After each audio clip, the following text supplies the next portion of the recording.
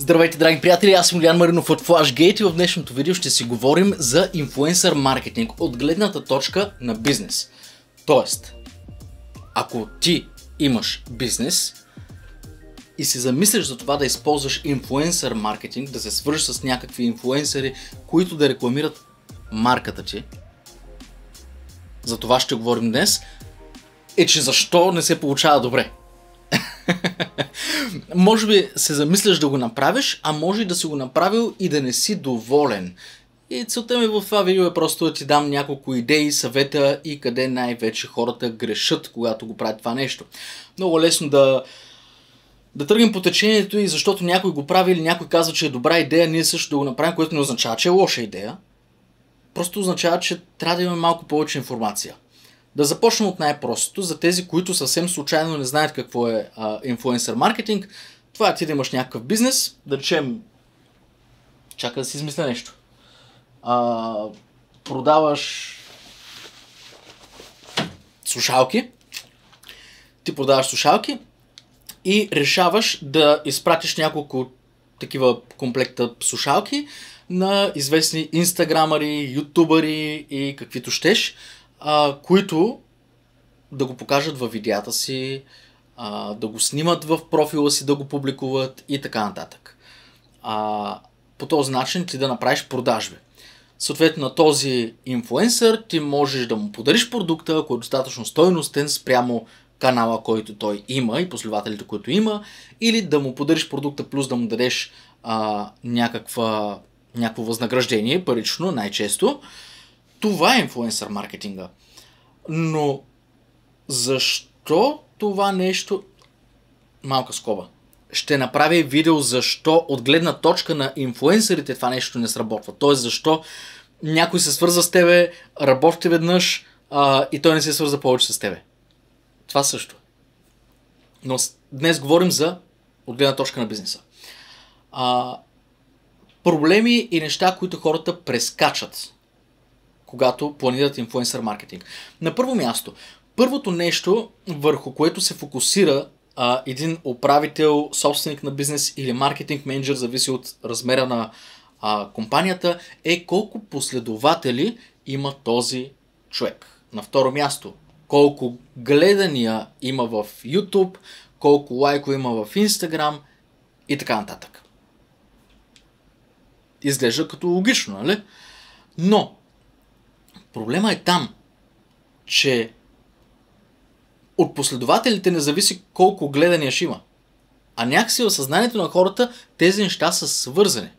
Ама не са. Тоест, може да имаш много последователи и много малко гледания, може да имаш малко последователи и супер много гледания. Но това не го разбират много хора. И често, примерно, работя с някой клиент и ми звънне маркетинг менеджера, виж, тук видях един човек, който така и така, или той се свърза с мен и писа ми дали да направим кампания с този човек.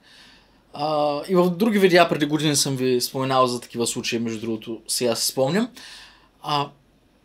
Това, което от гледна точка на бизнеса не се обръща внимание, е този човек първо забавлява хората и затова го гледат, или той им дава нещо стойностно и те го следват. Те са истински последователи. Тоест има голяма разлика между това някой да се е абонирал за тебе и това той да е активен. Активен последовател. Активен сабскрайбър или каквото искаш го наречи.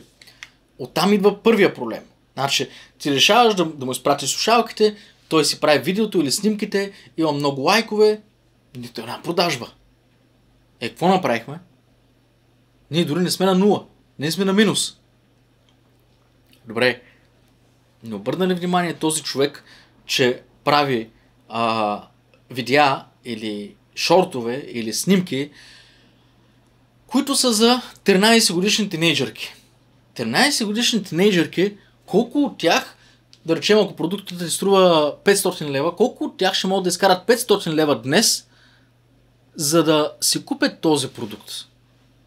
Разбираш, малко трудно е. Не, че е невъзможно, просто е малко трудно. И като виж, че е малко трудно, защо не се ориентираш към някой, който качва съдържание за хора, които вече имат съвсем други доходи. Например, ако съдържанието на този човек е ориентирано към хора, които... Как ти го обясня? Примерно, ти гледаш това видео. Много е малко вероятно ти да си 13 годишна тинейджърка. Не е малко вероятно. То е направо невъзможно ти да си 13 годишна тинейджърка. Ти си човек, който е поне на 25, имаш някакви доходи и ако аз ти рекламирам някакъв продукт за 500 лева, вероятността да го купиш е доста по-голяма. Разбираш ли? Докато ако качвам шортове, как се препъвам на улицата, ами, едва ли последователите ми са такива. Там идва първата грешка. Втората грешка. Добре, ти ще го изпратиш това нещо, жертвал си го, да речем, струва 500 лева на пазара, ама ти реално ги взимаш за 400, те ще струва 400 за тебе, ма даже и да не направиш продажба, все пак хората ще разберат за твоя продукт, хубаво, ще го загубиш. Или пък ще продадеш, или ще загубиш. Не, той имаше една продажба. И още 3 имаше още 3 и една, ама чакай малко. Колко продажби имаш от този инфлуенсър, колко продажби имаш от другия? Защото ти си изпратил на 3 и не знаеш от кой са ти дошли продажбите. Добре да е, Стефчо. Като имаш много готин уебсайт, като имаш много готин скъп продукт, така ли не ти хрумна да направиш един промоционален код за отстъпка за всеки един по-отделно? Примерно аз съм Сашо, моя код е Сашо 10. И по този начин, все едно па не сте го виждали, супер много инфлуенсъри го правят, които го правят добре и просто не ви е хрумнало. Сашо 10, пишеш го и получаваш 10% отстъпка. Да, в края на месеца цъкваш и виждаш колко продажби има с код за отстъпка Сашо 10. 12. Добре, това са 12 пъти по още 10% за Сашко, защото той е направил тези продажби. И като Сашко е направил 12 продажби, а пък Ивето е направила една, следващия месец няма да изпратиш новия модел на Ивето, ще го изпратиш на Сашко. Разбираш ли? Защото ти знаеш вече откъде са дошли продажбите, кой ти е направил истински продажби и къде си заслужава да инвестираш. И не е само това. Ако ти инвестираш пак в Сашко и независимо от това какъв процент му плащаш, го поглезиш още малко, може би няма да имаш 12 продажби, може да имаш 20 продажби на втория месец. Разбираш ли? Образно казано, може да са 120. Няма значение. Просто ти давам пример. Друго нещо, което от гледна точка на бизнеса трябва да разбереш за инфлуенсърите. Инфлуенсърите са артисти. Най-често те са започнали да правят това нещо, защото ги кефи да снимат, кефи ги да правят видеа, кефи ги да правят смешки или каквото щеш. Или да дават съвети как човек да се облича.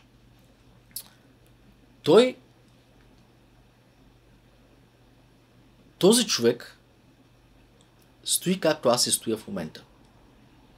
И говори на една машина. Аз говоря на една камера. Малко е самотно понякога. Понякога на някой може да му стане скучно. Може би имат нужда от малко внимание. Освен това от всички абонати и последователи. Ако направиш един жест към тези хора, те много ще го оценят. Първо. Второ, както казах, те са по-артистични личности. Което означава, че трудно можеш да очакваш от тях точност от към график. Разбрахме се за това, ама то не се случи, ще се случи една седмица по-късно. Това са нормални неща. И начинът, по който ти трябва да реагираш в такава ситуация е, защото какво ще се случи? Започне да му пращаш съобщения или да му звъниш, няма ти вдига телефона, защото той знае защо му звъниш, обаче не иска да ти дигне, защото му е неудобно, защото той е артист и не му е дошла музата. И аз също имам такива моменти. И няма ти дигне телефона и накрая като си настоятелен, въобще няма ти дигне телефона и няма да направи видеото или снимката, за която сте се разбрали. Какъв трябва да бъде твой подход? Изпрати му съобщение. Примерно, една седмица закъснява с това, което обещал. Изпрати му съобщение. Здрасти, видях, че не си качил видеото, ама не се притеснявай. Когато ти е кеф, тогава го направи. Ама ти пиша, за да ти кажа, че и вкарваш нещо готово. Нещо, което ще му стане приятно на човека. Може да му изпращаш някаква изненада, някакъв нов продукт, каквото и да е. Тоест, ти му казваш, знам в каква ситуация си, първо. Второ, разбирам те и не искам да те притискам. Не чувствай никакво напрежение. И трето, малко ще погаля. Готен си. Помислил съм за теб, сетил съм се за теб. Изпращам нещо, в което ще стане хубаво. Знаеш каква ще е реакцията на този човек? Тъй като ти ще му отнемеш това напрежение, че не си е свършил работа, защото той е артист, той автоматично ще се почувства много поласкан, много мотивиран и ще седне и ще си свърши работата. Ако му изпратиш съобщение, айде бе, какво стана, когато го пратих, ти още нищо не си направил? Тогава е много трудно нещата да се получат. Разбирам, че това, което ти споделям в момента, някак си не е много логично, първоначално, но след като се аргументирах, мисля, че ми разбираш идеята. Още няколко съвета ще дам. Изпращаш продукт. Когато ти се оговаряш с този човек, не го карай да прави реклама. Защото ако ти се разбереш с него, ще му дадеш пари, ще му подариш скъпия продукт, каквото щеш, ако ти направи реклама, неговите последователи, колкото и от тях да са качествени, колкото по-качествени са, толкова по-добре го познават. Ако го познават добре, те ще усетят, когато прави нещо, защото трябва да го направи, за да изкара малко парички, а не защото го чувства. Те няма да му повярват.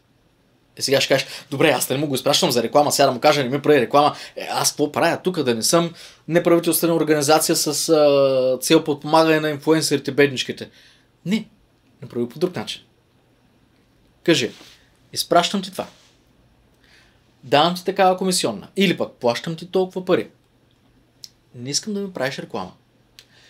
Искам да споделиш честно мнение за този продукт. И ако има нещо, което не ти хареса, искам също да го споделиш. Естествено, ако ти не вярваш в продукта си и мислиш, че продуктът ти е буклук, няма да го направиш. Но ако ти вярваш в продукта си, ти ще го направиш. Най-вероятно сега си кажеш, и ако кажат нещо негативно, там е работата. Когато един инфлуенсър каже нещо негативно за твоя продукт, първо представи си, че той има 10 функции. Той каже 10 и каже, всичко ми харесва. Обаче, това нещичко, ако можеха да го направят малко по-удобно, малко по-интуитивно или малко по-добре да работи, тогава вече ще да е топ. И ти първоначално усещаш един лек удар по егото си. Защо аз пари му давам? Защо каза такова нещо? Не разбираш. И те го казвам като човек, който е бил с години в тази сфера.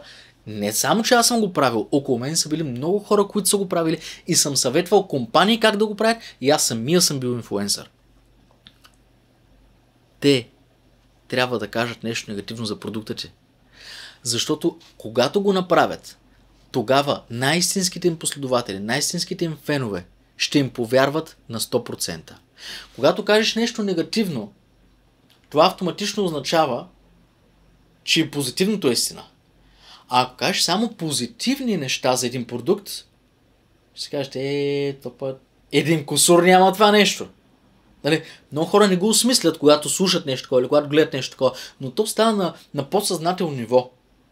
В момента, в който един инфлуенсър каже нещо негативно, дори да е нищожно, обаче нещо негативно, автоматично хората вярват много повече на него. Съответно, каква трябва ти е стратегията? Не ми прави най-добрата реклама на света. Кажи какво мислиш. По твой си начин. Не му казвай, искам да го снимаш по този начин. Хора, работил съм с... Не, ще ви кажа. Много пъти съм се премълчавал с кой и каква беше ситуацията. Това говоря при много години. С Sony, Sony Mobile по-конкретно, работихме с прототипи. Това са... Представи си сега... ще не знам какви са последни телефони, но да речем, че модела, който е излязъл сега и ти му гледаш рекламите и гледаш инфлуенсърите, които са направили видеа за него, хората, които са снимали рекламите, инфлуенсърите, които са публикували сега видеята, те са получили прототипи много често. И са получили един списък с начин, по който да кажат и да покажат неща. Няма друг начин. Това е начина. И това е прототип. И ти се подписваш NDA, подписваш там, че си отговорен за десетки хиляди, ако не и милиони, ако тая информация изтече или какво се е, що се. Тук говорим за големи риби, нали? Не говорим за Ванката и продава слушалки в OLX-а. Те го правят по най-грешния начин. Аз ти казвам как го правят тези, които имат успех. Те казват: снимай, пробвай, използвай го. Кажи какво не ти харесва. А пък ние ще го подобрим това, което не ти харесва. Убива дървата. Така че следващия път, когато ти се замислиш да направиш една инфлуенсър маркетинг кампания, обмисли тези неща, направи си един списък с тези неща. И когато пишеш имейл на един инфлуенсър или съобщение в, то вече и кой използва имейл, в Instagram, DM, като му пишеш, включи ги. Имам този продукт. Искам да ти го изпратя, искам да го пробваш.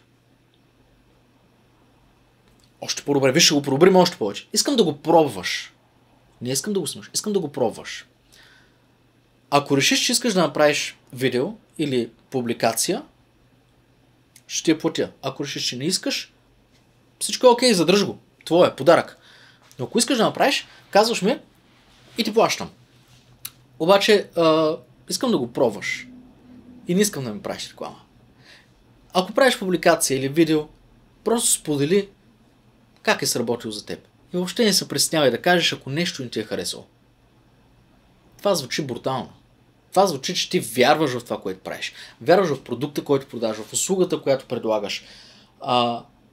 Този човек ще направи истинска реклама. И тя ще сработи. Обмисли ги тези неща, структурирай ги, приложи ги и ми кажи каква е разликата в резултата.